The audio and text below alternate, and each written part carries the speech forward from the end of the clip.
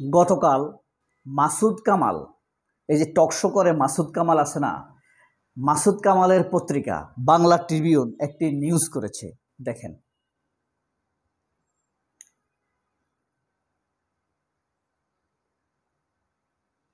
নিউজে লেখা আছে, খিলক্ষেতে মন্দির অপসারণে মুসল্লিদের আলটিমেটাম, সমাধানের চেষ্টায় থানা পুলিশ।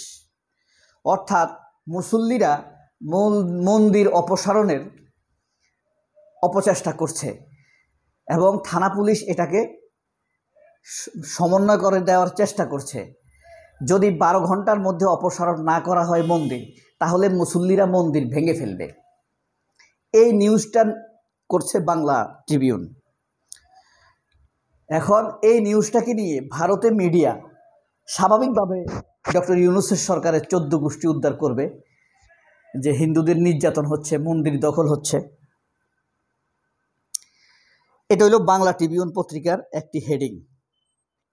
এই নিউজটা সঠিক নাকি মিথ্যা, এটা ফ্যাক্ট চেক করেছে বাংলাদেশের যে কয়জন ফ্যাক্ট চেকার আছেন, তাদের মধ্যে একজন কদরউদ্দিন শিশির। সেটা আপনাদেরকে শোনাবো।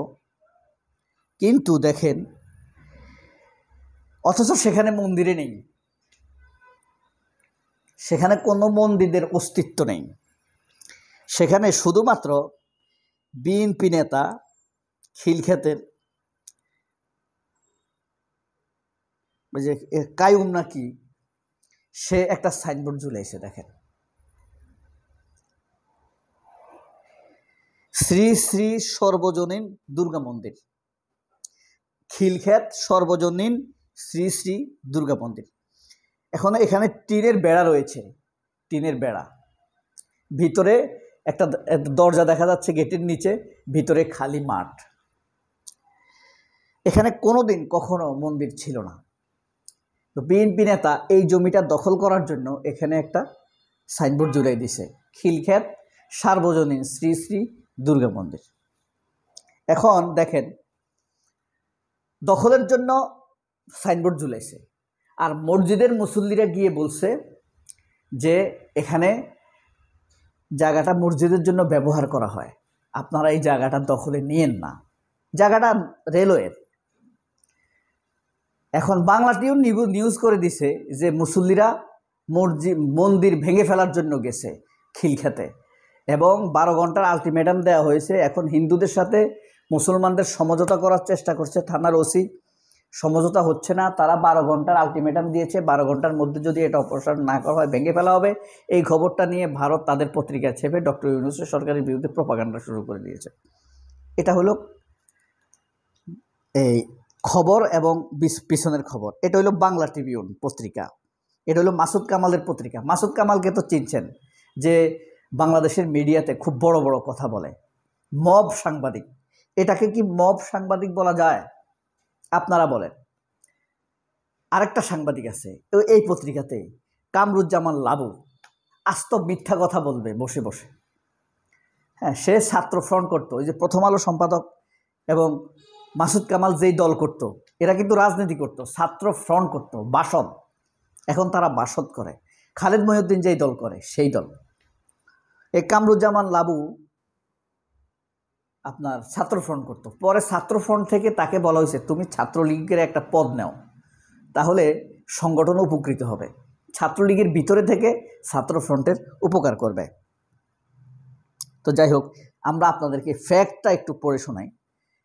এই নিউজটি আসলে আমি সবাইকে দেখতে বলবো না, যারা একটু ভিন্ন, নিজেকে ব্যতিক্রম ভাবেন, সংবাদপত্রের খবরগুলো নিয়ে খুঁতখুঁতে, এবং যারা এই সংবাদপত্রের সঠিক খবর বলে কিনা এই ব্যাপারে সন্দিহান, নিজেদেরকে ব্যতিক্রম ভাবেন, বুদ্ধিবৃত্তিক চর্চা করেন, জ্ঞান চর্চা করেন, তাদের কাছেই অনুরোধ মূলত এই ভিডিওটা দেখার জন্য। খুব বেশি মানুষ এই ভিডিওটা দেখবে না।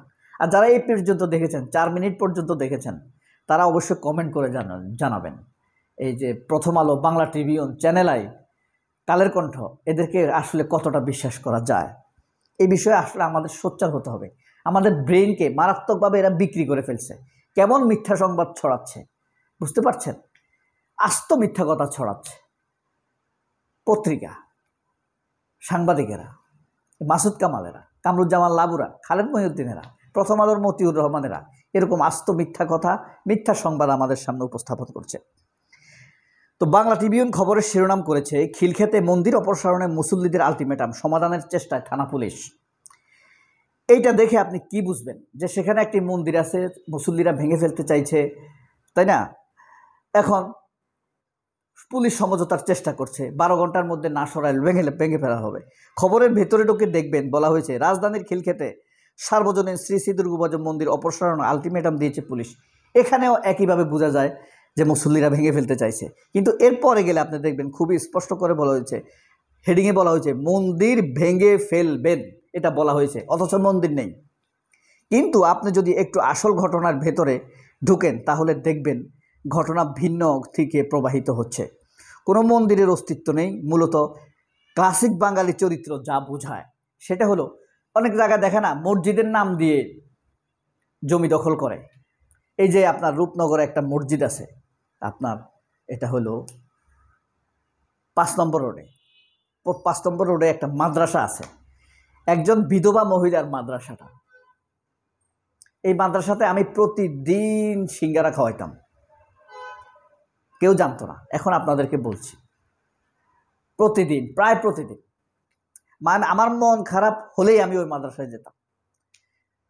পরে বছর খানিক পরে শুনি যে এই মাদ্রাসার একটা দখল করা মাদ্রাসা, আওয়ামী লীগের এক নেতা মাদ্রাসা দিয়ে এক বিধবা মহিলার এই মাদ্রাসাটি দখল করেছে।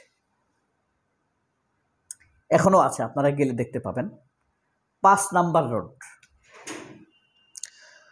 তো এখানে বিএনপির এক নেতা এই জমিটা দখল করতে চাইছে মূলত। এখন বাংলা ট্রিবিউন যে নিউজটা করছে, এখন মাসুদ কামালের বিচার কি করবে সরকার? এই যে সিসি নুরুল হুদাকে জুতা ফেটা করানো হয়েছে, মামলার পরে যদি সাথে সাথে তাকে অ্যারেস্ট করা হতো তাহলে তাকে জুতা পেটা করা লাগতো না। এখন মাসুদ কামালের বিরুদ্ধে সরকার কি ব্যবস্থা নেবে আমরা দেখতে চাই, নইলে কিন্তু মব সাংবাদিকের সাথে মব ঘটনা ঘটে যাবে। মাসুদ কামালের সাথে মব হবে, মব সাংবাদিকদের বিরুদ্ধে মব করা হবে। মানুষের সাথে এত মিথ্যা কথা বলতে পারে, এত মিথ্যুক হয়? খালেদ মহিউদ্দিনের মতো একটু কৌশলী মিথ্যা কথা বল। প্রথম আলো তো আরও ভয়াবহ, আপনি বুঝতেই পারবেন না যে আপনার সাথে আরও ভয়ঙ্কর মিথ্যা কথা বলে ফেলছে। আর বাংলাদেশের সবচাইতে বড় মিথ্যা কি? 30 লাখ মানুষ শহীদ হয়েছে মুক্তিযুদ্ধে, এটা হলো ঐতিহাসিক ইনোসেন্ট মিথ্যা, আমাদেরকে নিষ্পাপ মিথ্যা। আপনি এই মিথ্যা কথা না বললে আপনি স্বাধীনতা বিরোধী হয়ে যাবেন। সবাই অনেক ভালো থাকবেন, আল্লাহ হাফেজ, আসসালামু আলাইকুম।